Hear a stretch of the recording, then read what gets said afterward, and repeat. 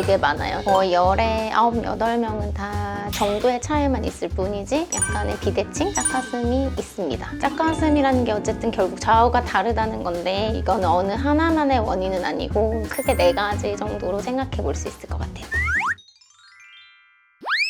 우선 첫 번째는 골격의 차이라고 보시면 되는데 같은 흉곽이나 갈비뼈라 하더라도 한쪽이 튀어나온 경우도 있고 더 넓은 경우도 있기 때문에 그거에 따라서 유선 조직량이 같다고 하더라도 양쪽이 조금 달라 보일 수 있고요. 두 번째는 실제로 유선 조직의 양이나 지방량이 달라서 볼륨의 차이가 나서 짝가슴이 있는 경우가 있습니다. 그리고 세 번째는 유두의 위치가 높낮이가 다르거나 이제 밑선이 접히는 위치가 다른 경우에 또 짝가슴이 보일 수 있고요. 마지막은 양쪽의 활력도가 조금 달라서 한쪽은 좀 더 처져 보이고 그런 경우가 있을 수 있겠습니다. 일단 가슴 커뮤니티들을 보게 되면은 많은 사람들이 이제 짝가슴 때문에 이제 고민이 많은 것 같아요. 그래서 그 고민글들을 좀 살펴보면서 짝가슴의 원인이 어떤 건지 그거를 어떻게 해결할 수 있을지 같이 살펴보도록 하겠습니다. 첫 번째 고민글 먼저 보겠습니다. 양쪽 크기 차이가 좀 있는 편이라 뽕브라로 맞춰도 티가 나고 옷 입을 때마다 옷 안 말리게 신경 써야 해서 너무 스트레스인데 저만이랄까요? 고민글처럼 옷을 입을 때마다 옷이 한쪽이 말릴 정도로 이제 티가 날 정도라고 하면은 단순히 예민해서 그런 건 아니고 실제로 유선 조직의 양이나 흉곽의 차이가 좀 상당하게 나는 경우라고 생각할 수 있겠습니다. 정도의 차이가 있는데 보통은 2, 30cc씩 차이 나는 경우가 좀 있는 것 같고 이렇게 한쪽이 유난히 튀어나온 경우도 흔하진 않아도 종종 있는 것 같습니다. 일단은 보형물을 양쪽 다르게 넣는 거예요. 아니면 흉곽이 한쪽이 너무 튀어나와 있고 들어가 있다고 하면은 높이, 프로파일을 조금 다르게 해가지고 이 차이를 보정해 줄 수 있을 것 같습니다.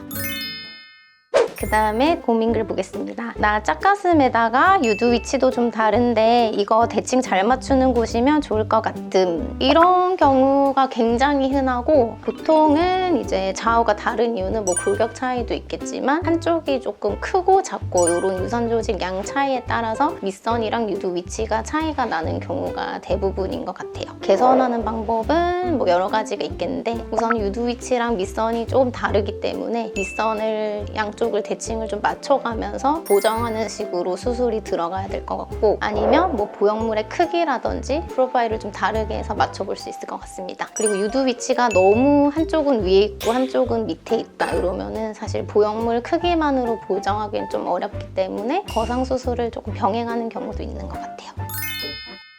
다음 고민글입니다. 옷 입으면 잘 모르는데 딱 벗고 씻을 때 보면 짝가슴인 게 티나서 그게 스트레스라 수술 결심했거든. 처음엔 한방침이나 필러도 봤는데 부작용 장난 아니게 봐서 바로 보형물 수술로 알아보고 있는데 병원은 어디를 봐둬야 할지 모르겠네. 근데 이런 케이스 되게 많은 것 같아요. 모두가 약간의 비대칭은 있는데 옷을 입게 되면은 옷이나 속옷에 잡아주는 것 때문에 양쪽의 비대칭이 조금 모르게 느껴지다가 이제 옷을 벗고 거울을 봤을 때는 잡아주는 것 없이 중력의 힘에 의해서 이제 내 가슴이 그냥 드러나게 되는 건데 그렇게 되면은 아무래도 원래 갖고 있던 유선 조직의 양이나 탄력도 이런 거에 따라서 양쪽이 당연히 달라 보일 수 있습니다. 그래서 보형물 사이즈를 이제 다르게 넣어서 보정을 하는 식으로 진행하면 좋을 것 같습니다. 수술할 때 박리도 중요한데 아무래도 작은 쪽은 좀 더 타이트하기 때문에 조금 더 박리를 더 해줘가지고 양쪽을 최대한 가슴방을 비슷하게 박리를 해놓고서 이제 거기에 맞춰서 보형물을 좀 보정하는 식으로 들어가면 좋을 것 같습니다. 네, 다음 고민글입니다. 가슴 수술 병원에서 수술했었어. 엄청 오래전이지만 짝가슴은 수술 후에 바로 보이긴 했는데 시간 지나면서 더 심해졌고 그 당시 재수술할 용기는 없어서 이래저래 살다가 짝가슴이 점점 더더더 심해져서 재수술해. 가슴 재수술 원인 중에 이제 거의 1, 2위 하는 게 수술 후에 발생한 비대칭 때문입니다. 수술했는데도 양쪽이 너무 다르고 이러기 때문에 재수술을 결심하게 되는 건데요. 이런 경우는 여러 가지가 있을 수 있어요. 일단은 첫 수술을 할 때 이제 박리 자체를 좀 정교하지 않게 하든지 너무 한쪽을 과도하게 박리하든지 이러면은 한쪽이 너무 내려가 보이거나 아니면 바깥으로 빠지거나 이럴 수가 있기 때문에 그거는 추후 교정할 때 가슴망을 좀 재교정한다든지 이런 식으로 보정할 수 있을 것 같습니다. 이거는 첫 수술을 잘하는 게 더 중요할 것 같고 결국은 예방이 중요하기 때문에 수술을 잘하는 병원에서 수술하는 게 가장 좋을 것 같습니다.